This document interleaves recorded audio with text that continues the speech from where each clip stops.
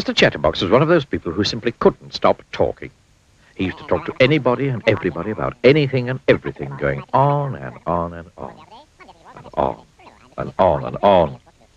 And on and on and on. And when he didn't have anybody else to talk to, he used to talk to himself. "Morning, Mr. Chatterbox," he used to say to himself. "Morning to you," he used to reply to himself. "Nice day, isn't it?" "Yes, it is for the time of the year."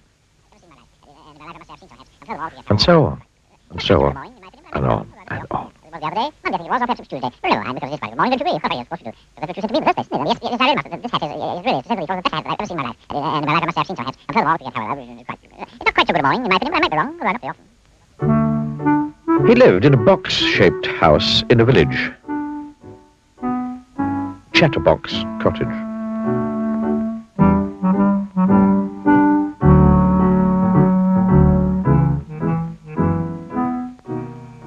One morning, the postman arrived with a letter for him. "Morning, Mr. Chatterbox," said the postman.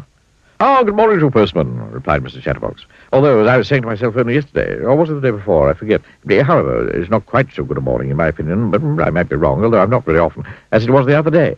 Monday, I think it was, or perhaps it was Tuesday, but never mind, because it is quite a good morning, don't you agree?" "Well, yes, of course you do, because that's what you said to me in the first place." And he went on and on and on all the morning, and the poor postman was late delivering all his letters. That afternoon, Mr. Chatterbox went into the hat shop in the village. "Hello, Mr. Bowler," he said to the man who owned the hat shop.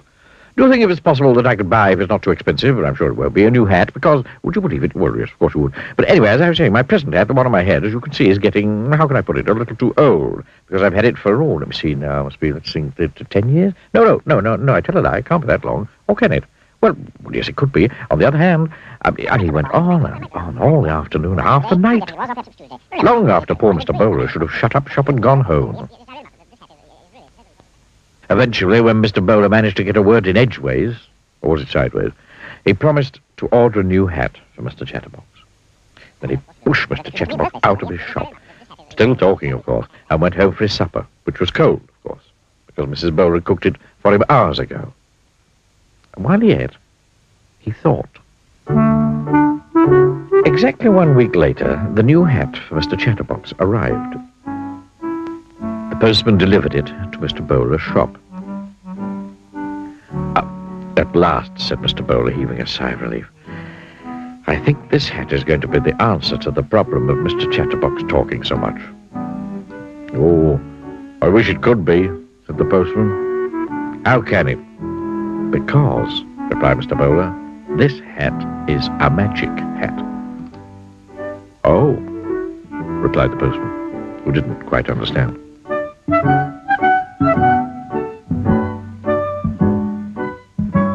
That same afternoon, Mr. Bowler took the new hat round to Chatterbox Cottage.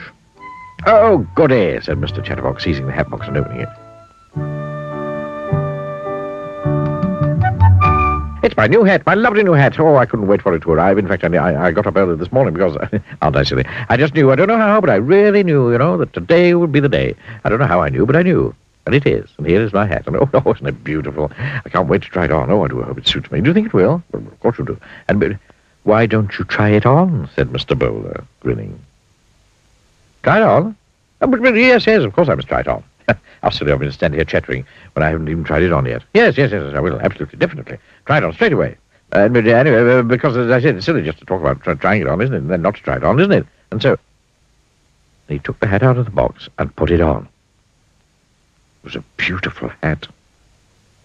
"I say," he said, "I must say, yes, I really must, that this hat is, because it really is, to say the least, one of the best hats I've ever seen in my life. And in my life, I must say, I've seen some hats. Trilbys, bowlers, deerstalkers, balloons, fedoras, Homburgs, operas, toppers, straw cage." But while he was talking, a funny thing was happening.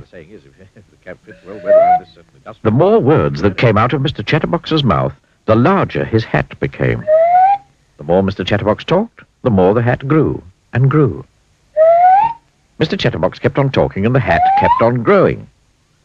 "I can't see anything," he said. "One minute I was standing here looking at my new hat in the mirror, and now all of a sudden, without my warning, taking me all unawares, just like that, the hat grew down to his feet."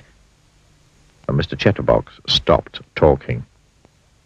And as soon as he stopped talking, the hat grew smaller and smaller until it was the same size as when he'd first tried it on.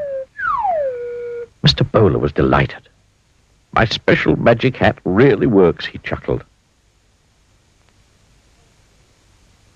The following day, Mr. Chatterbox was out for a walk when he met the postman in the village. "Hello, postman," he said. "I said, you like my new hat? Have you ever seen such a fine hat? I'm sure you never have. What a hat." But you know what was happening, don't you? The hat grew and grew and grew the more Mr. Chatterbox talked. "Oh, now I know what Mr. Bowler meant by a magic hat," chuckled the postman, and he went on his way, leaving poor Mr. Chatterbox speechless.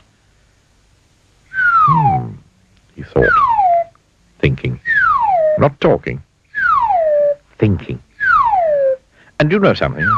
That hat taught Mr. Chatterbox his lesson. And these days I don't talk half as much as I used to do, or even a quarter as much, or even a half or a quarter as much. But in short, I talk less. And you know the reason for that, don't you? Yes, of course you do. But keep it under your hat.